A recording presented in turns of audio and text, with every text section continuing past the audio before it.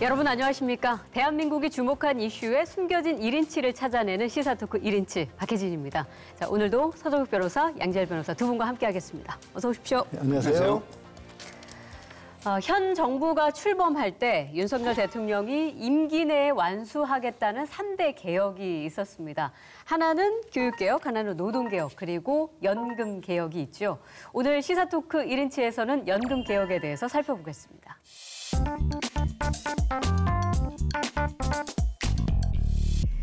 자, 현행 국민연금제도는 소득의 9%를 내면 나중에 퇴직 직전 소득의 40%를 보장받을 수 있게 됩니다.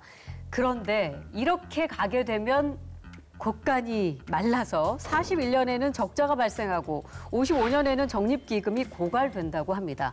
OECD 평균을 봐도 소득의 18.2%를 내고 42.5%를 돌려받고 있는데 그에 비해서 우리는 이 국민연금 그 보험료를 너무 적게 내고 또 많이 돌려받는 상황이다. 이렇게 좀 분석을 할 수 있는 겁니다. 자, 그래서 연금 개혁을 위한 사회적 논의가 시작이 되었고 2년 전에 국회에 연금개혁특별위원회가 생겼습니다. 그 산하의 공론화위원회에서 수없이 많은 논의를 통해서 최종적으로 2가지 안으로 의견을 좁혔습니다.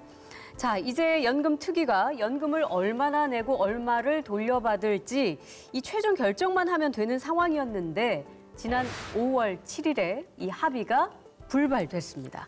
자, 연금개혁 2가지 안의 구체적인 내용은 무엇인지 그리고 불발된 원인은 무엇인지 차근차근 짚어보겠습니다. 양 변호사님께 먼저 여쭙게요. 2가지 안이 있는데 1안은 어떤 내용인가요? 1안은 한마디로 더 내고 더 받자입니다. 지금 이제 보험을 소득 대비 9%를 내고 있지 않습니까? 그렇죠. 이거를 13%까지 올리겠다라는 것이고요. 네. 대신에 소득 대체율은 40%인데 이것도 50%로 올리겠다라는 겁니다. 소득 대체율이라는 게 그냥 쉽게 생각하셔서 기존에 내가 일하고 있을 때 받던 돈을 얼마만큼이나 연금을 통해서 받을 수 있을 것이냐 이겁니다. 40%라고 하면 기존에 만약에 월급을 평균적으로 400만 원 정도 받던 분이라고 한다면 이제는 그때는 160만 원을 받았다는 거고요. 네. 50%까지 올리면 400만 원을 받으시던 분이 이 연금으로는 200만 원씩 받게 되는 그런 안인 겁니다. 예. 지금 이 결국 국민연금이라는 게 노후에 대비하기 위한 것이고 노후에 대비한다라고 하는 건 가뜩이나 우리나라 같은 경우 지금 노인 빈곤율도 높은데 어느 정도 그래도 소득 대체율이 올라가줘야 노인들이 걱정하지 않고 뭐 지금 저희 일하는 세대도 걱정하지 않고 미래를 대비할 수 있지 않겠느냐. 그게 네. 국민연금의 본질적인 측면이라는 그런 걸 강조하고 있는 안입니다. 예, 첫 번째 안은 더 내고 더 받자. 소위 보장성 강화 안이었고 2안은 뭘까요? 2안은 이제 더 내고 예, 똑같이 받자. 그대로 받자. 예. 예. 이 말은 이제 보험료율은 현행 9%에서 이제 12%까지. 1안은 이제 13이잖아요. 그렇죠. 12까지 올리고 예. 소득 대체율은 이제 똑같이 현행대로 40% 받자. 네. 어떻게 보면 이제 1안보다는 좀 현실적인 안이죠. 1안은 이제 50%까지 주는 거니까. 예. 따라서 이제 2안이 약간은 이제 재정 안정에 역점을 두고 있는데. 네. 근데 2안도 마찬가지입니다. 왜 그러냐면 이게 12% 내고 40% 받자. 대충 비교해도 요술방망이가 아닌 이상은 12% 낸데 이제는 평균 수명이 늘어나잖아요. 네네. 돈 내는 기간하고 받는 기간이 엇비슷하거나 경우에 따라서 이게 받는 기간이 늘어날 수도 있죠. 예. 근데 이걸 가지고 돈을 굴려서 뭐 엄청난 소득을 올린다든지 이유를 이게 불가능한 한은 제가 보기에 1안이든 2안이든 큰 차이는 없다. 네. 조금 이게 늦춘의 효과뿐이다 이래 봅니다. 뭐 이미 서 변호사님은 1안, 2안 모두 사실은 현실적으로 여전히 좀 그렇게 현실성이 없어 보인다 지금 그렇게 말씀해 주신 건데 어떻게 평가하세요? 글쎄요, 어디 부분에 더 공감을 하세요? 1안, 2안 둘 다 문제점을 가지고 있는 부분은 더 근본적으로 들여다봐야 될 것 같아요. 아까 말씀드린 것처럼 결국 국민연금을 얘기하고 있는 거는 노후를 어떻게 대비할지를 가지고 말씀들을 나누고 뭐 국회에서도 그 개혁 방안을 마련하고 있긴 한데 네. 노후를 대비한다라고 하는 게 그냥 돈을 얼마를 주느냐만으로 그칠 수 있을 것이냐라는 겁니다. 돈을 얼마를 주느냐라는 건 각자가 개인이 그 돈을 가지고 현재의 사회 구조 안에서 돈을 쓰는 거잖아요. 그렇죠. 그게 어떤 식으로 그 비율을 올린다고 해서 적절하게 대비가 될 수 있을까? 가장 대표적으로 노후에 많이들 이제 고령화 사회가 되다 보니까 지금 뭐 말년을 요양병원이나 요양원 같은 데서 보내시는 분들이 계세요. 네. 근데 그런 곳들이 지금 우리 사회 재정비가 안 돼 있죠. 거의 준비가 안 된 상황에서 갑자기 고령화 사회로 가다 보니까 이 소득 대체율이 어느 정도가 되든지 간에 사람이 적어도 죽어가는 그런 상황에서 자기가 이런 뭐 죽음에 있어서의 어떤 인간으로서 존엄을 잃지 않는 그런 환경까지 갖춰진다라면, 그러니까 그런 것들을 먼저 신경을 쓰고 나면 오히려 돈으로 얼마를 더 줄지를 정하는 것보다는 그쪽을 더 먼저 신경을 써야 하는 거 아닌가. 네. 물론 오늘은 이제 국민연금 얘기를 하겠지만 네, 네. 저는 근본적인 논의의 출발점에서부터 좀 더 큰 그림을 가지고 접근을 했으면 좋겠다는 생각이 듭니다. 네. 그러니까 뭐 소득 대체율을 40% 주냐 50% 주냐 이 수치의 문제가 아니라 좀 더 크게 이 노인 문제에 관해서 국민연금도 좀 구조적으로 살펴봐야 된다는 말씀을 주셨는데 이번 연금 개혁의 논의가 그래도 의미 있다고 평가하는 부분은 국민연금 이 개혁 방안에 대해서 대국민 공론화가 이루어졌다는 그 부분입니다. 시민 500명이 대표단으로 참여해서 학습을 하고 이 수기 토론회를 4차례나 걸쳤다고 하고요. 그리고 3번에 걸쳐 설문조사도 했습니다. 자, 그 결과가 1차에는 재정 안정안, 그러니까 더 내고 그대로 받자 이 안이 44.8%를 얻어서 36.9%를 얻은 소득 보장안보다 더 많은 지지를 얻었습니다. 그런데 2차 설문에서부터는 판도가 완전히 뒤바뀝니다. 소득 보장안이 그러니까 더 내고 더 받자 이 안에 50.8%가 재정 안정안은 38.8%가 비율이 이렇게 구분이 되었는데 최종 마지막 3차 조사에서는 격차가 더 벌어지게 됩니다. 소득 보장안이 56% 그리고 재정 안정안이 42.6%가 나왔습니다. 이 조사 결과에서 조금 더 깊게 들어봐서 눈여겨볼 점은 우리가 보통 이제 젊은 세대들이 앞으로 그런 부양 의무가 엄청 커져서 부담이 될 것이다 이런 생각을 많이 했잖아요. 근데 그 젊은 세대들이 의외로 이 소득 보장안을 선택한 비율이 높았다는 겁니다. 18세에서 29세가 소득 보장 강화안을 선택한 비율이 53.2%였고 재정 안정 강화안은 44.9%였습니다. 반면에 60세 이상의 경우에는 소득 보장이 48.4%, 재정 안정이 49.4%로 아주 근소한 차이로 재정 안정이 더 우선시 되어야 한다. 이 부분에 또 표를 주셨는데 왜 이런 결과가 나왔을까요? 글쎄 그 결과의 이유에 대해서는 이제 조사를 안 했기 때문에 이제 추론을 할 수밖에 없는 상황인데 저는 살짝 걱정이 되는 부분이 있어요. 먼저 이 지금 오히려 청년층에서 더 받는 쪽을 선호했다라는 그렇죠. 거잖아요. 뭐 첫 번째로 드는 생각은 아무래도 소비가 좀 더 중심이 되고 있는 그런 세대다 보니까 돈을 더 많이 받는 쪽을 그냥 단순하게 봐서 선호할 수 있다라는 그런 생각도 들고요. 예. 그게 아니라면 혹시라도 오히려 젊은 세대가 미래에 대한 불안감을 더 가지고 있는 건 아닐까. 그 저희 세대만 해도 젊은 사람, 젊으면 나이가 젊다는 것 자체가 무기라고 팔다리 멀쩡하면 뭘 했어도 먹고 살지라는 그런 얘기를 많이 했죠. 그런 얘기를 예. 했었는데 예. 요즘 젊은이들은 그런 얘기 안 하거든요. 정말로 오히려 지금 젊은이들이 나중에 우리 어떻게 살지라는 걱정을 더 많이 하는 그런 세대가 됐기 때문에 혹시 이렇게 나온 게 아닌가라는 그런 걱정이 조금 들어요. 예. 근데 보통 연금 고갈이 막 우려된다고 이제 청년층이 얘기하는데 이제 그런 거에 비해서는 그럼 재정 안정안을 더 우선시 할 것 같은데 또 그게 또 아니란 말이죠? 뭐 저는 이제 두 가지로 분석하는 게요. 예. 아마 이제 어르신들이 나라 걱정을 많이 합니다. 오히려 이제 어르신들은 자나깨나 우리 아들 후손 세대를 걱정해요. 네. 그리고 이제 그 고갈되거나 하면 완전히 미래 세대를 착취하잖아요. 그래서 이제 저는 어르신들이 그 후손 손자 아들 세대를 걱정하는 그 마음이 하나 있고요. 그다음에 그 연세 드신 어르신들이요. 아마 이제 그 단순 암기는 모르지만 사회 경험에서 나오는 지적인 판단은 저는 젊은 층보다 뛰어나다 봐요. 이걸 이게 우리 한자성어로 노마지지, 늙은 말의 지혜라고 하는데 나이가 들수록 이게 지혜로워집니다. 이 젊은 층은 현실을 모르는 거예요. 이대로 가면 이게 바로 고갈되는 걸 모르고 많이 준다니까 그냥 좋아하는 거고 어르신들에게 산전수전 다 겪으면서 이게 불가능한 아니다. 왜? 요술방망이가 아니고는 이렇게 내고 이렇게 받을 수가 없는 거는 알잖아요. 네. 따라서 저는 현명한 판단, 이게 어르신들이 우리 안이 가장 더 이게 현실적인 아니다. 이래 봐야죠. 이번에 이 국민연금 개혁 이슈를 공론화한 것을 두고 약간 비판의 목소리가 있는 것도 사실입니다. 이것은 무엇이냐면 이해 당사자인 시민들한테 직접 뭐 소득 보장 혹은 재정 안정, 자 양자택일을 해라 이렇게 선택권을 덜컥 던졌기 때문에 오히려 세대 간의 불신이나 갈등을 더 조장한 것이다. 또 이렇게 보는 시선도 있는데 이 부분은 어떻게 보세요? 그러니까 우리가 전반적인 복지 시스템에 의해서 사회적 기반을 마련하는 시스템보다는 이거 어떻게든 그냥 시장 경제 체계에 맞춰 있는 상황에서 네. 거기에 일부 금액으로 보조하는 측면으로 시장 복지가 자꾸 흘러가는 측면이 있거든요. 그럼 무슨 문제가 생기냐면 시장은 그대로 있는 상태에서 돈만 주면 그 시장 하에서 적응할 수 있는 사람이 없느냐 있느냐에 따라서 또 달라지는 겁니다. 그러니까 결국에는 생존을 위해서 힘들어지는 것도 마찬가지가 될 수 있는 거예요. 보험료율을 어느 정도 올라간다고 치더라도 본인이 국민연금을 많이 부었던 쪽과 그렇지 못한 쪽 그대로 차이가 나는 거거든요. 네. 이게 대체율이라는 것의 함정은 40%로 50% 올리더라도 연금을 많이 내지 못했던 분은 어차피 적은 거예요. 그 구조가 바꿔지지 않은 상황에서 이쪽 사회의 현실은 그대로 그냥 시장 논리로도 움직이는 상황에서 10%나 20%나 이런 거 가지고 뭐 이렇게 갈등을 오히려 만들어낸 게 아닌가. 신뢰가 별로 안 가요, 양쪽에다. 네. 예. 저는 근데 이 문제를 뭐 공론화 이렇게 조사하는 건 부적절합니다. 예를 들어 이제 뭐 우리 민법에 유류분 제도를 둘 거냐 말 거냐 또는 이제 간통제를 유지할 거냐 말 거냐 이거는 이제 일반 국민도 상식으로 판단할 수 있죠. 이런 부분은 이제 그 여론이나 공론화가 필요하죠. 근데 이 부분은 이게 전문가 과학 경제의 영역이에요. 누구나 이게 이런 여론조사하면 뭐 적게 내고 많이 받자고 하죠. 이게 냉철하게 과학적으로 또 경제적으로 수치를 분석을 통계적으로 못 하잖아요. 근데 이게 뭐 학습하고 수기 토론 과정을 거쳤다고 근데 하니까. 잠깐 토론하고 학습한다고 이게 그 고도의 전문적인 추계를 일반인들이 알 수가 있을까요? 그렇잖아요.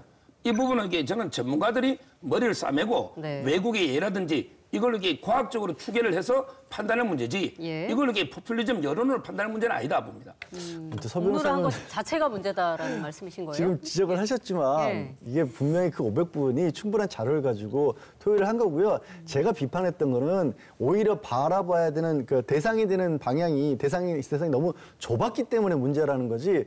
그 국민 대표단을 그렇게까지 낮게 보실 건 아니라고 봐요, 저는. 그분들이 어떻게 여론에 의해서 그냥 흔들린다고 생각하세요? 그건 저는 좀 위험한 생각이라고 봅니다, 솔직히. 네. 이게 이제 사실 2년에 걸쳐서 이 과정이 있었기 때문에 뭐 간단한 그런 과정은 아니었던 것 같습니다. 이 젊은 사람들 그 사이에서는 정말 몇 년에 한 번씩 잊을만 하면 한 번씩 이거 우리 국민연금 내기만 하고 정말 나중에 못 받는 거 아니야? 라는 식의 이런 약간의 괴담처럼 유행을 하기도 하거든요. 실제로 노무현 정부 시절에는 국민연금 폐지 촛불 시위도 있었고 그리고 2018년도에는 국민연금 의무 가입을 폐지하자 이런 글들이 청와대 그 청원 게시판에 굉장히 많이 오르기도 했었습니다. 실제로 아마 우리 방송을 보고 있는 우리 청년 세대도 많이 계실 수 있을 것 같은데 미래 세대가 국민연금을 받지 못할 가능성이 있을까요? 어떻게 평가하세요? 지금 이제 받기야 받겠죠. 뭐 세금을 투입하든지 예. 아니면 이게 나중에 도저히 안 되면 뭐 보험료를 올리겠죠. 받기는 받는데 그래서는 이게 무슨 의미가 있느냐? 이걸 성격을 분명히 해야 돼요. 국가가 이제 그걸 잘 고민해서 이 국민연금의 성격이 뭐냐? 어떻게 하면 이게 윈윈할 수 있도록 누구도 국민이 손해보는 사람이 없어야 된단 말이에요. 개인 사보험보다는 최소한 이게 더 받아야 되지 않겠습니까? 예. 그 점에서 이게 국가가 좀 고민해야 된다. 뭐 고갈은 안 되더라도 그래서 이게 반대운동이 노는 겁니다. 예. 내가 개인 보험에서 들지 왜 국민연금 들어서 더 내고 덜 받아가면 이게 저부터 안 들잖아요. 이걸 이게 지적하는 거죠. 예. 혹시 뭐 반론하실 이야기 있으세요? 그러니까 이런 부분에 있어서 이 아까 성격에 대해서 말씀을 잘 주셨는데요. 사회 안전망을 위한 제도라는 것에 대한 국가적 국민적 동의가 필요해요. 저는 이게 설령 국민연금의 지급률이 일반 개인적 사연금보다도 낮더라도 유지는 돼야 된다고 보는 입장인 거거든요. 네. 그게 뭐 돈이 많은 사람들 뺏어가긴다라는 그런 개념이 아니라 기본적으로 최소한 이 정도의 받침대 정도는 만들어 놓자. 그 받침대라고 하는 거는 부가 있건 그렇지 않던지 간에 그 위에서 서로 차이를 두자라는 걸 위해서 국민연금이라는 게 존재한다라면 이거는 설령 어떻게 보면 뭐 개인연금보다도 비율이 낮더라도 유지를 하는 게 맞다라는 거죠. 근데 그런 합의조차도 국가가 정책적으로 잘 국민들에게 전달을 못하고 있는 거예요. 예, 그러니까 기본적인 사회보장 성격으로서의 국민연금을 다시 한번 좀 체크를 해봐야 된다는 두 분의 말씀이셨고 이 국민연금 개혁을 위해서 어쨌든 작년부터 오랜 시간에 걸쳐서 공론화를 해서 지금 보험료율을 현행 9%에서 13%로 올리고 소득 대체율을 40에서 50%로 올리는 데까지 의견을 모았는데 그런데 최종 협상까지는 또 가지 못했습니다. 여야가 보험료를 13%까지 올리는 거는 모두 이렇게 합의를 했습니다. 그런데 소득 대체율 부분에서 국민의힘은 43%를 주장했고요. 그리고 민주당에서는 45%를 주장하면서 이 2% 차이의 간극을 좁히지 못한 겁니다. 윤 대통령은 뭐 어쨌든 임기 내에 이 연금 개혁을 마무리하겠다 이렇게 입장을 밝힌 바 있습니다만 22대 국회 스케줄도 뭐 꽤 복잡합니다. 그리고 26년에는 지방선거 있죠. 또 27년에는 대통령 선거도 있습니다. 이러다 보니까 이런 큰 굵직굵직한 정치 이슈들에 밀려서 분명 연금 개혁 이거 더 뒷전될 가능성이 있는 거 아니냐 이런 우려도 나오고 있습니다. 자, 이번에 22대 국회에서는 반드시 뭔가 조금 변화가 있어야 되지 않을까? 이렇게 더 늦춰지는 상황에 대해서는 어떻게 보세요? 점점 좀 미뤄지고 있고 예. 이 상황이 아까 이제 제가 왜 국가적 사회적 합의를 자꾸 강조를 하냐면요. 정권이 어떻게 되느냐의 향방과 무관하게 유지돼야 되는 저는 장치들이 제도들이 있다라고 보거든요. 예. 그중에 하나도 이제 이 사회보장제도로서의 국민연금이라고 할 텐데 이것마저도 아까 전달하셨다시피 정당에 따라서 다르게 보는 겁니다. 요일이 과연 진짜로 그 각 정당들이 네. 실제 그 정당들의 어떤 정책이라든가 아니면 정확히 어떤 이념적인 부분이라든가 이런 것 때문에 갈등을 하는 건지 아니면 서로가 가지고 있는 어떤 고유의 특성이라는 것을 강조하는 측면에서 이렇게 하는지 저는 그 부분은 잘 모르겠어요. 하지만 예. 그런 이유 때문에 흔들려서는 안 될 것들이 있는데 그거에 관한 합의도 지금 하기 어려울 정도로 정치권이 분열돼 있다 보니까 그래서 22대 국회에서도 참 힘들 것 같은데 이게 네. 빨리 대한민국 정치가 보완돼야 된다는 얘기가 이런 데서부터 나오는 거예요. 당장 시민들이 듣기에는 뭐 여야가 2% 차이 그 간극 못 좁혔다 하면 그럼 44%로 합의를 보지 그러냐 이런 생각도 할 수 있습니다만 그렇게 단순한 문제는 분명히 아닌 것도 사실입니다. 근데 이게 연금 개혁이 뭐 1년씩 이렇게 늦춰질 때마다 50조 원의 국가 재정이 들어간다는 연구 결과도 있더라고요. 그런 거 보면 어쨌든 빨리 좀 해결을 보긴 해야 될 것 같은데요. 그러니까 이제 아마 이제 민주당은요. 예. 똑같이 거두는데 이제 많이 주자는 거죠. 그럼 이게 국민의힘은 뭐 아무 이유 없이 적게 주자고 일부러 주장하는 게 아니고 연금의 고갈이라든지 이런 데 문제가 있기 때문에 이러지 않겠습니까? 그래서 저는 이 부분은 국민들이 받는 사람이 결정한다는 게 말이 됩니까? 이거야말로 전문가들이 예. 여러 가지 이제 외국의 외나 우리 수익률이라는 게 있잖아요. 이걸 잘 집계해서 고갈이 안 돼가지고 유지될 수 있도록 그 비율을 정하면 되는 거죠. 네. 이거야말로 정정으로 접근할 문제는 전혀 아니고 저는 이 부분보다 오히려 이제 지금 우리 연금의 수익률 문제 있잖아요. 이게 좀 문제예요. 연금이 투자해서 이제 수익을 얼마나 올리느냐. 주식이나 또는 이제 부동산에 투자를 하잖아요. 운용을 하니까요. 예, 예. 운용 수익이 1% 올라가도 몇 년은 더 갈 겁니다. 이런데 진짜 고민을 좀 해봐야 되거든요. 이거 뭐 얼마 내고 얼마 받는 거에 어렵습니까? 정하면 되는데 여야가 진짜 고민할 부분은 어떻게 수익률을 외국의 뭐 캘리포니아 영국 최대 이런 데는 상당히 높아요. 우리보다. 우리 국민연금은 좀 들쑥날쑥합니다, 수익률이. 따라서 이제 그런 부분에 좀 이게 논의의 초점을 맞춰야 되겠다. 이래 봅니다. 예. 전문가들은 뭐 연금 개혁이 한 번으로 끝날 일은 분명히 아니다. 이것은 국민 눈높이에 맞춰서 앞으로도 꾸준히 계속해서 고쳐 나가야 된다 이런 이야기를 하고 있는데 그러면서 이제 좀 어떻게 개선해야 될지에 대한 방안이 몇 가지 나오기도 했습니다. 먼저 올해 2월에 한국개발연구원이 제안한 투트랙 방식이라는 게 있더라고요. 네. 이게 뭘까요?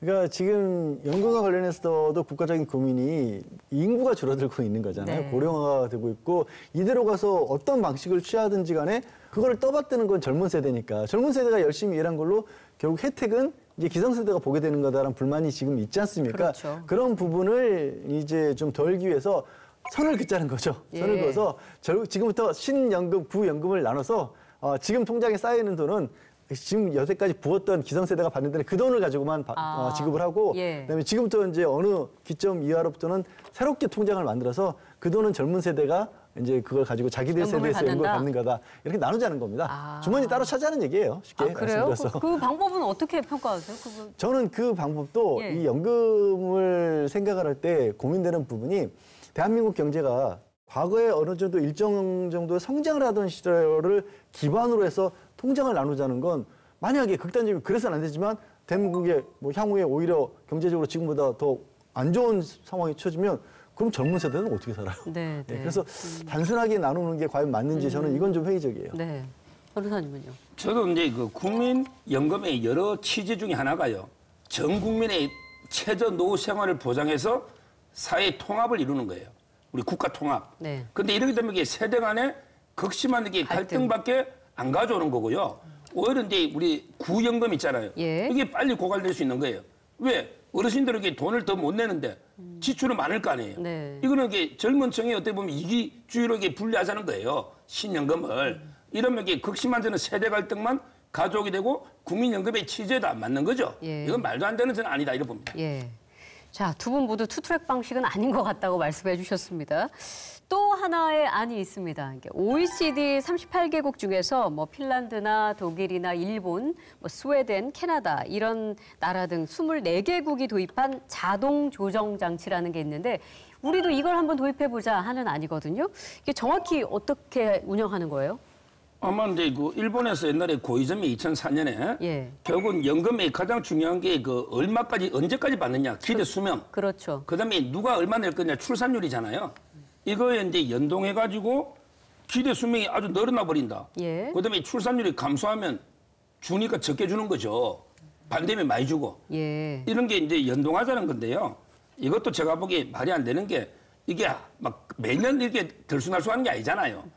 꾸준한 이게 추세를 알 수 있거든요. 예. 거기에 따라서 이게 설계를 하면 되는 거지.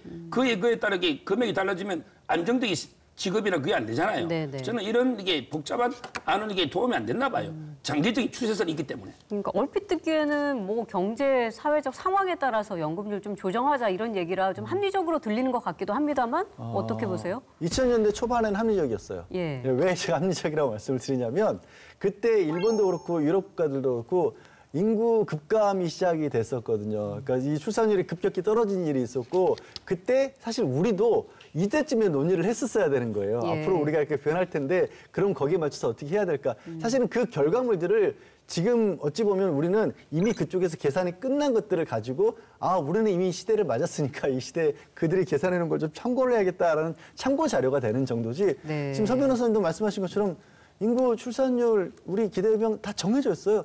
더 늘어날까요? 더 늘어나면 굉장히 심각할 수 있는데 모르겠습니다. 이거 뭐 과학기술이 발전하고 있으니까 그때는 완전히 패러다임이 바뀌겠죠. 예. 지금 사람이 현재만큼의 육체를 가지고 늘어날 수 있는 정도의 예명은 늘어나 있기 때문에 이건 좀 늦은 얘기 같아요. 저는 이거 자체가 잘못됐다기보다 네.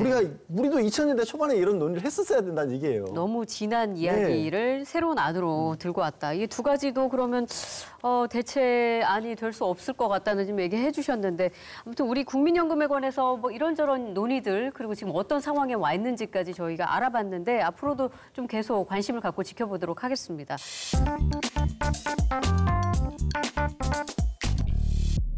그러다 보니까 뭐 국민연금 지금 우리 얘기하고 있는 것들 또 노후 대비 관심이 정말 당연히 클 수밖에 없는데 실제로 우리나라 그 노인들 국민들이 노후 대비를 어느 정도 좀 하고 있는 상황일까요? 한 설문조사에서 그러니까 60세가 아직은 되지 않은 예. 국민들 한 1,500여 명 가량을 대상으로 노후 대비가 어떻게 돼가고 있느냐라고 물어봤답니다. 근데 그중에 81% 이상이요 노후 대비를 하고 있지 못하고 예. 걱정만 하고 있다라는 네. 그런 대답이 들어왔습니다.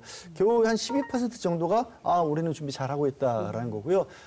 굉장히 부러운데 6.7%는 걱정이 아예 없다라는 대답도 부럽네요. 6.7%가 있긴 했습니다. 네. 그러니까 이게 정말 어려운 게 이 노후라고 얘기를 하지만 뭐 제 또래입니다. 50대, 60대 초반까지 이런 세대들이 뭐가 문제냐면 소득이 갑자기 줄어드는 것도 있고 두 번째는 돈을 가장 많이 쓸 때예요. 네네. 뭐 자녀들 뭐 대학 가고 그렇죠. 결혼하게 예. 되고 또 저희 세대만 해도 부모님들 중에서도 일부 이제 저희가 약간 부양을 해야 되는 그런 분들도 많이 있거든요. 그러니까 벌이는 그대로 유지가 되고 있는데 씀씀이가 많기 때문에 정작 자신의 노후는 대비를 못하고 있는 사람들이 굉장히 많다는 거죠. 네. 좀 씁쓸하긴 합니다. 두 분 다 그 세대시기 때문에 역시 변호사님도 같은 생각이실까요? 그렇죠. 지금 이제 OECD하고 비교를 하니까요. 예. 아마 OECD는 이제 그 국민연금이요. 거의 제가 알기로 이제 그 납부가 한 30%대는 될 겁니다. 네네. 그 정도 이게 평소에 벌 때 예. 많이 내놨다가 은퇴 후에도 이게 거의 비슷하게 받고 있거든요. 그러니까 이제 거의 차이가 없는 거죠, 노후에도. 네. 근데 우리나라는 지금 논의가 9%에서 뭐 13%, 12% 그렇죠. 이런 논의다 보니까 국민연금으로 이게 될 수가 없는 거죠.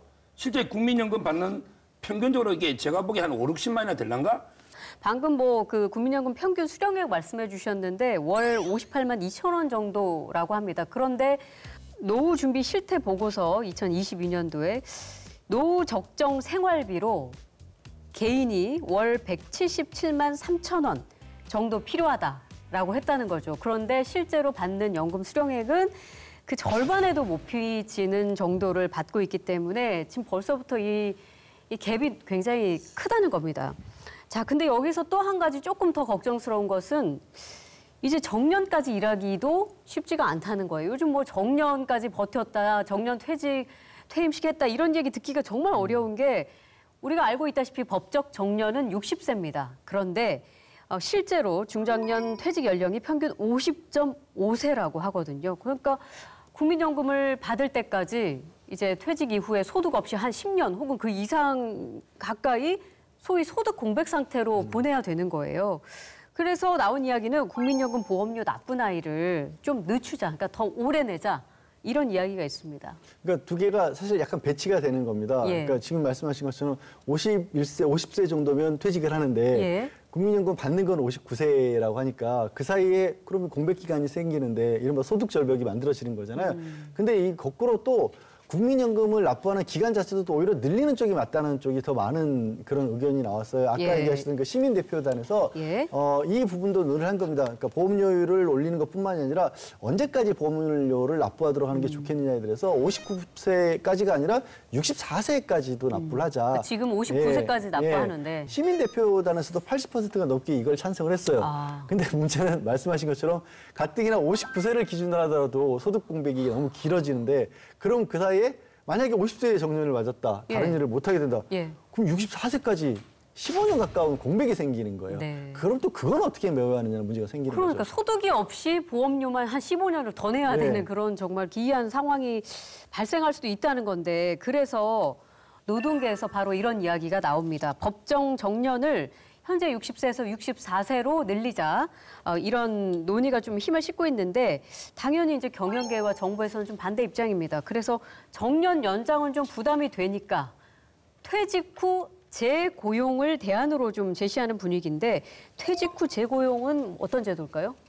지금 이제 그 노후에 이거는 국민연금 어떻게 바꿔도 말도 안 되는 거예요. 이미 50에 퇴직했는데 예. 국민연금을 이게 뭐 언제 내고 언제 받는 이거는 전혀 대책이 안 되는 거고 결국은 이제 요즘은 60대, 70대도 청년입니다. 그렇습니다. 그렇다면 이게 그 일을 할 수 있도록 해야 되잖아요. 그렇다면요. 정부가 이게 규제를 풀어야 돼요. 정부가 아무것도 안 하는 게 좋습니다. 뭐냐면 이게 정부가 정년을 70으로, 정년을 80으로 늘리면요. 예. 누가 덕보느냐? 제일 덕보는 게 공무원입니다. 공무원들에게 칼같이 법 지킵니다. 공기업, 공무원, 그다음에 대기업 강성노조가 있는데 이분들은 뭐 정년을 늘리든 뭐 모든 제도를 도입하면 다 혜택을 누려요. 그런데 실질적으로 중소기업 이런 진짜 어려운 데 몇 명 있는 데는 불가능한 이야기입니다. 지금 이게 정년 때문에 50에 퇴직하는 게 아니잖아요. 평균 나이가. 노인 일자리를 위해서는 탄력적으로 몇 달이라도 아니면 이게 최저임금보다 약간 낮더라도 일이 좀 수월하고 쉬웠다면 그걸 할 수 있게 해야죠. 아니 좋은 이상적인 제도가 이상대로 됩니까? 이상적으로 모든 정년을 70까지 보장하고 월급도 깎지 말고 그냥 이게 월급 계속 올려주고 이게 이상이잖아요. 현실이 그래 됩니까? 어떻게 보십니까? 예. 일단 이제 서 변호사님하고 좀 반대되는 생각을 하는 게 예. 말씀하신 것처럼 뭐 공무원이나 공기업에서는 정년이 늘어나면 굉장히 좋아할 것이다 그러는데 그들도 어느 정도는 손해를 보는 쪽으로 갈 수가 있겠죠. 그리고 혜택을 특정 집단만 보게 된다라고 해서 이 제도가 유지가 될 수가 없다라면 혜택을 받을 수 있는 집단을 늘리는 쪽으로 생각을 고민을 해야 되겠죠. 혜택을 받을 수 있는 집단이 여기만 있기 때문에 그냥 아예 풀어버리자고 하면 저는 이제 공무원에 관련돼서 비판적인 얘기를 할 때 철밥통이라는 표현을 많이들 쓰지 않습니까? 네. 좋지 않은 의미로서 근데 사회에는 어느 정도의 철밥통들이 있어야 된다고 봐요. 그분들이 지나친 특혜를 보자는 게 아니라 철밥통이 많이 있어야 그 철밥통을 통해서 이 경제도 활성화가 돌아가는 거고 안정적인 일자리 가지고 안정적인 삶을 꾸리는 사람이 늘어나면 늘어날수록 사회는 안정되는 거거든요. 네네. 그래서 철밥통들을 늘리는 쪽으로 가야 되지. 야 저쪽에 철밥통 있으니까 이 철밥통 없애자 다 경쟁으로 풀어놓자. 이거는 오히려 세상을 더 문제로 만들 수밖에 없더라고. 그럴 거면 국가나 사회를 왜 만들겠습니까? 거기에 더해서 퇴직을 언제 할 것이냐, 아니면 퇴직 후 재입사를 하도록 할 것이냐, 재고용할 것이냐, 정년을 늘릴 것이냐, 이 문제의 기반에는 그러면 우리가 산업구조로 앞으로 어떻게 갈 수 있을 것이냐가 네. 들어가 있는 거고, 사회적 기업이라든가, 그러니까 기업이 가지고 있는 사회적 역할이라는 걸 어느 정도까지 시장을 해치지 않는 한에서 저는 기업도 어느 정도 부분에 있어서는 그 반강제성인 어떤 일자리 창출의 몫이 있다라고 보거든요. 사회에서 기여하는 부분이 있다라면, 사회가 만들어내는 부분이 있다라면 그런 것들에 대한 논의가 좀 같이 이루어져야죠. 네. 자, 하나만 더 말씀드리면요. 예. 네. 이게 정년을 늘리면요. 결국 이제 그 새로운 젊은 층을 뽑을까요? 기업들에게 전 세계적으로 경쟁을 하다 보면 지금 이게 엄청난 경쟁을 하고 있습니다. 세계적으로 기업들이 삼성전자도요. 정말 이게 진짜 치열하게 원가 경쟁이나 엄청나게 하고 있어요. 그런데 정년을 만약에 늘린다. 예. 그러면 이게 젊은 사람을 뽑을까요? 왜? 전체 인원은 기계화되면서 줍니다. 그런데 정년 보장해주면 청년 일자리는 어떻게 됩니까? 이런 문제도 따져봐야 되고, 그다음에 기업이라는 게 사회보장, 이게 자선사업하는 데가 아닙니다. 기업이라는 건 이게 세계적으로 경쟁을 해서 10원이라도 아껴야 되는 거예요. 그래서 말은 권리라도 이게 짜려서 쓰는 게 기업인데, 그냥 정년 늘려놨고 월급이 피크지 않고 그냥 그대로 갔을 때 경쟁력이 있을까요? 자꾸 이게 현실을 도외시하고 이상놈에게 토론하면 이게 답이 없다는 거예요. 지금 예. 따라서는 정년 연장하고 이게 임금 보장 이런 거는 전혀 안 맞고 미래 세대하고도 안 맞다. 네. 그렇다면 이게 아까 질문하셨는데 예. 일본의 퇴직 후 재고용 있잖아요. 예. 일본은 이제 그 퇴직 끝나고 나서도요 여러 가지 기업 여건에 따라 재고용하는데 그게 바로 아까 좀 탄력적이고 임금도 이게 규제할 필요가 없어요. 예를 들어 최저임금이 월 200이잖아요. 근데 제가 아주 허드렛 아주 이게 간단한 일을 힘 안 들고 이런 거는 180에도 하겠다는 사람이 있으면 그렇게 맡겨놓으라 이 말이에요. 정부가 자꾸 이게 온정적으로 개입하지 말라는 거예요. 그 최저임금은 예. 헌법상입니다. 변호사님. 헌법상을 그렇게 함부로 얘기하시면 안 되죠. 예. 그리고 180으로 사람이 살 수 있을 정도의 수준이라면 모르겠으나 최저임금이라고 하는 건요. 글자가들 아까 제가 계속 말씀드린 그 정도라도 돼야지 살 수 있다라는 거예요. 그걸 자꾸 건드리겠다고 하시면 어떡해요. 예. 그런데 그 실업보다는 최저임금으로 일하겠다는 사람이 있는데 예. 그걸 고용 안 하면 이거를 같이 가져갈 생각을 해야지. 기업이 임금이 싸면 기업이 많이 쓸 테니까 낮춰준다고 하면요 다 낮아질 수밖에 없어요. 끌어올리는 쪽으로 자꾸 아이디어를 가져가고 생각을 해야죠. 그리고 경쟁 말씀을 하시는데 사회적으로 세계적인 경쟁이 있기 때문에 대한민국 같이 그렇게 이 정도의 경제 수준 OECD 국가인데도 임금이 낮은 나라가 있을까요? 삼성이 얘기하면 삼성이 미국 가면 이보다 저희보다 훨씬 많이 줘요. 그럼 그 미국에서 일하는 직원들하고 우리 직원들하고 다를까요? 아니잖아요. 대한민국이 세계에서 가장 경쟁이 치열한 국가적이기도 해요. 내부에서는. 그거를 같이 보자는 거예요. 다른 나라들은 그럼 말씀드렸다시피 유럽이 됐든 미국이 됐든 그 사회보장 시스템을 갖추고도 경쟁을 하고 있는 국가들인데 왜 우리는 못한다고 하세요? 그건 아니라는 거죠. 지금 편의점 가보시면요. 최저임금 오르면서 이게 편의점주가 직접 일하러 와요. 알바를 이렇게 제주에도 알바 잘린 사람 많아요. 그리고 최저임금으로만 생활하는 게 아니잖아요. 우리 국민연금 아까 58만 원 받고 그다음에 최저임금 180만 원 받으면 어느 정도 살잖아요. 그러니까 제 말은 이게 완전히 일자리가 없는 것보다는 이렇게 다양하게 소득을 좀 보장이 좋다 이 말이죠. 네, 이 퇴직 후 재고용 관련해서도 정말 다양한 의견이 있을 수 있을 것 같긴 한데 일본의 사례를 보더라도 이게 기업의 자율성에 또 맡겨야 된다는 거기에 의존해야 한다는 한계점이 있어서 과연 이 제도를 도입한다고 해도 과연 잘 운영이 될 것인가 또 이런 의문도 있는 것도 사실입니다. 자, 그런데 우리나라는 이미 일정 나이가 이상이 되면 임금을 깎는 임금 피크제가 실시되고 있습니다. 그렇다면 이제 정년을 연장하게 되면 기업들은 당연히 임금 피크제를 더 확대할 것이다. 그렇게 되면 고용력 노동자들이 안정적으로 소득을 보장받을 수 있는 일자리를 과연 얻을 수 있을까? 또 이런 고민들이 함께 있는데 임금 피크제의 경우에 지난 2022년에 합리적인 이유 없이 연령이 많다는 이유로 직원의 임금을 깎는 임금 피크제는 위헌이다라는 대법원의 판결이 나온 적이 있기 때문에 사실 이제 이 문제 역시나 기업 입장으로서도 굉장히 부담이 될 것 같습니다. 이 부분은 어떻게 보십니까? 이 법원에서 합리적 이유 없이 연령만을 이유로 깎는 것은 잘못이라고 했잖아요. 네. 합리적 이유를 그럼 어떤 걸 찾을 수가 있을까요? 그냥 쉽게 생각을 하자면 저희 한 세대 전만 해도 대충 몇 살 정도 되면 어떤 사회적 궤적을 간다라는 게 정해져 있었어요. 그렇죠. 근데 요즘에 그냥 단적으로 갓난아 아이들과 함께 있는 엄마들 나이를 보면요. 정말 천차만별이에요. 그렇습니다. 20대 중반부터 40대 중반까지가 다 있단 말이에요. 그러면 40대 중반에 아이를 키우기 시작한 분은 그보다 훨씬 높을 때까지 계속 한 20년 정도는 돈이 많이 필요해요. 20대 중반이신 분은 상대적으로 40대 중반부터 털 수도 있는 거거든요. 네. 근데 그거를 일률적으로 나이를 가지고 나누게 되면 큰 문제가 생길 수도 있다라는 함의까지도 들어있는 거거든요. 네, 네. 그래서 이게 좀 더 고차 방정식으로 가야 된다라는 말씀을 계속 드린 거고 예. 그래서 너무 복잡해지기 때문에 그럴 바에는 밑단을 두텁게 하자는 얘기를 그래서 제가 드리는 겁니다. 이 임금 피크제 위헌 판결 의미를 좀 분석해 주세요. 지금은 이제 그 예를 들면 뭐 제가 이제 그 야구단을 운영하는데 예. 연봉이 있잖아요. 예. 20몇 살짜리 투수가 막 10승대를 해요. 그 10억 줄 수 있죠. 근데 나이가 들어가 계속 선수 생활을 하는데 이게 실적이? 나이가 들수록 이게 예. 축구나 야구 운동 선수들은 오히려 이게 실력이 줄잖아요. 그러면 이게 연봉이 깎이는 거예요.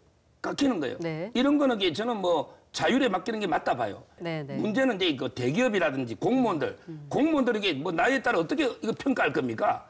따져보면 그렇잖아요. 예. 또는 이게 대기업에서 뭐 자동차 회사가 이런 구별을 어렵잖아요.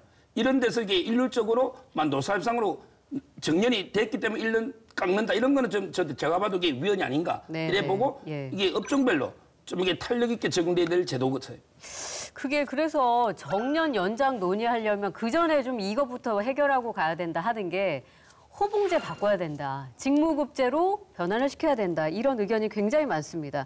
뭐 현재 대부분의 기업에서는 근무 연수가 뭐 올라가면 올라갈수록 이 임금이 올라가는 호봉제 채택하고 있잖아요. 그런데 그거 대신에 뭐 직무의 난이도나 지금 책임을 맡고 있는 정도 뭐 이런 것들에 따라서 급여를 책정하는 직무급제로 바꾸는 것이 맞다라는 건데 이 부분은 합리적인가요? 근데 이것도 마찬가지예요. 사실은 어떻게 이름 붙이냐일 뿐이지 예. 제발 좀 많은 사람들이 좀 가능하면 좀 편하게 살 수 있는 세상을 네. 지금처럼 막 그 뭐 소비가 더 활발하고 막 뭔가를 향해서 치닫는 것처럼 보이지만 그 안에 끊임없는 불안적인 요소들이 있는 거거든요. 그렇지 않은 방향으로 갔으면 좋겠다는 측면에서 직무급제는 저는 개인적으로 반대를 하고요. 네. 이상적으로는 뭐 장기적으로는 저는 이 방에 맞죠. 말은 다 맞는 말이죠. 예. 이상적으로는 예. 자기가 이제 맡은 직무 난이도나 책임 정도에 따라 자기가 이제 기한 생산성, 효율성 기준에 따르게 월급을 받아가자는 건데 네. 과연 이제 그 우리나라 또 현실도 고려를 해야 되는 거죠.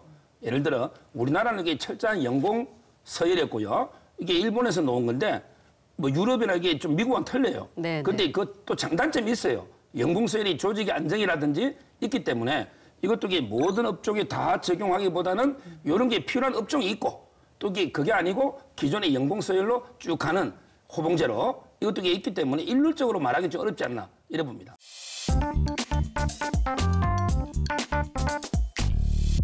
아까 서 변호사님이 잠깐 언급을 해주시긴 했습니다만 지난 2월에 서울시 의회 국민의힘 의원들이 이제 고령층 노동자에게 최저임금보다 낮은 임금을 적용하도록 하는 최저임금 개정 건의안을 낸 바가 있습니다.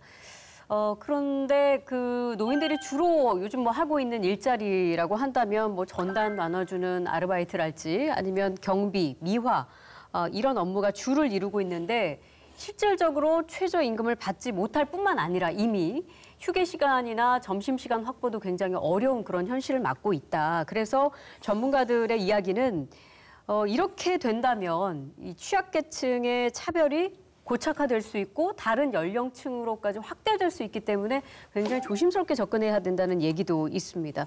두 분은 뭐 아까 서 변호사님 이미 의견을 밝히신 걸로 가름할까요? 조금 더 구체적으로 예, 말씀해 주시겠어요? 말씀드리면 지금 우리나라 최저임금은요. 최저임금이 아닙니다. 제 아들이 미국에 살거든요. 미국에 사는데 그 아르바이트를 했어요. 예. 거의 우리나라하고 비슷해요. 한 12, 3불? 거의 우리나라도 이게 만 원대 육박하거든요. 또 수당까지 주휴수당도 있고.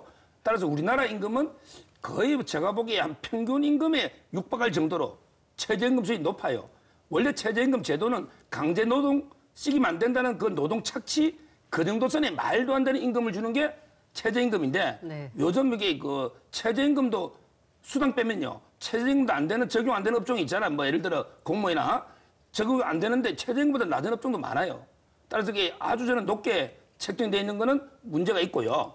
그러다 보면 이제 그 저는 다양화해야 됩니다. 아까처럼 연령대에 따라, 그다음에 그 업종에 따라, 그리고 이제 저는 외국인까지 차별하는 게 아니에요. 외국인 한번 보십시오. 예를 들어 이제 어느 나라를 이제 차별하는 게 네팔이나 우리 진짜 그 나라에서는 100만 원만 벌어도 이게 엄청난 갑부인 나라도 있어요. 예. 근데 그런 분들이 와서 최저임금 때문에 그럼 이게 2, 300 이렇게 받아간다. 이러면 이게 이것도 말이 맞는가 한번 고민해 봐야 됩니다. 제가 외국인 뭐 가난한 나라 비하는 게 아니고 현실을 한번 보자. 우리가 여기 외국인 고용자, 노동자 쓸 때 인건비 전략이나 이런 경쟁력도 있잖아요. 따라서 저는 이제 이렇게 다양화, 제가 알기로 미국은 여러 이제 주별로 여러 업종별 다양화돼 있거든요. 저는 이런 게 고민에 탄력적으로 최저임금도 적용해 봐야 된다 봐요. 제가 이제 걱정하는 부분은 아마 이제 전문가분들이 걱정하는 것도 이런 겁니다. 우리가 나이가 고령인데도 불구하고 일자리를 찾아 나서는 어르신들의 경우가 정말로 글자 그대로 끼니를 위해서 폐지를 줍는 어르신들이 더 많지, 나는 집 있고 뭐 다 있고 연금도 나오고 있고 사적연금도 나오고 있는데 집안만 있기 힘드니까 나가서 일할 거야. 그런 분들이라면 저도 깎아도 된다고 봐요. 근데 우리의 대한민국에 아직은 그 사회보조가 안 이루어져 있기 때문에 정말 마지못해 나오시는 분들이 많단 말이에요. 예. 그분들은 최저임금 적용이 안 되면 안 돼요. 예. 그리고 이제 서 변호사님도 동남아의 지금 변화를 조금 아셔야 되는 게, 우리나라의 동남아 근로자들 최저임금 받아도요, 물론 급여가 많습니다. 근데 왜 우리 국민들은 이제는 그 급여를 받고 일을 안 할까요? 급여의 차이가 아니라 사회가 경제적으로 어느 정도 수준이 올라갔기 때문에 이제는 조금 어떻게 뭐 흔히 하는 뭐 힘든 일이라고 해야 될까, 육체노동이라고 할까, 이런 종류의 일들의 기피 현상도 무시를 못해요. 지금은요, 대한민국에 그 외국분들이 오는 게 그런 현재 대한민국 국민들은 좀 기피하는 업종들로 오는 거지, 단순하게 이 금액이 너무 차이가 나지는 않아요. 동남아도 이제 많이 잘 살아요. 그래서 이거 깎아버리면 동남아에서도 안 옵니다. 예. 참 어려운 문제입니다. 예. 우리나라가 근데 이 노인 자살률도 꽤 높습니다. 이게 빈곤도 문제이긴 합니다만, 이제 최근에 어떤 사회적인 분위기를 생각해 볼 때 나이가 많다는 이유로 사회에서 굉장히 쓸모없는 혹은 불필요한 어떤 잉여 인간으로 취급받는 그런 분위기가 굉장히 좀 문제인 것 같은데, 실제로 우리가 보더라도 뭐 전문직으로서 정년까지 굉장히 활발하게 활동했던 그런 분들이 나이 제한 때문에 뭐 기존에 하던 일과는 전혀 상관없는 어떤 단순 업무를 하거나 또 기피하는 업무로 가게 되는 경우도 많은데, 이런 거를 또 봤을 때는 이게 굉장히 사회적인 낭비인 것 같다, 또 이런 의견도 있습니다. 그래서 이제 고령 근로자들 앞으로 더 고령화된다고 하니까요, 고령 근로자들이 좀 자존감을 가지고 좀 덜 힘들게 일할 수 있는 방법은 있을까요? 그런 이제 제도가 있는 게요. 예. 예를 들어 이제 그 판사를 오랫동안 하다가 제가 법조인이니까 예. 법원장까지 하던 오신 분이요. 뭘 하느냐면 이제 그 조정위원을 하는 거예요. 조정위원은 이게 민간인들 뭐 변호사는 할 수 있거든요. 근데 월급은 한 건 하면 이게 10만 원도 안 되고 진짜 집에 가져가서 일하는 치면 최저임금이 안 된다니까. 근데 아주 자부심을 가지고 내가 판사를 했는데 네네. 사회의 어떤 분쟁을 해결하는 조정위원으로서 자부심을 가지고 돈보다 이런 기회를 저는 많이 만들어야 된다 봐요. 퇴직자들이 그 분야의 전문성이 있잖아요.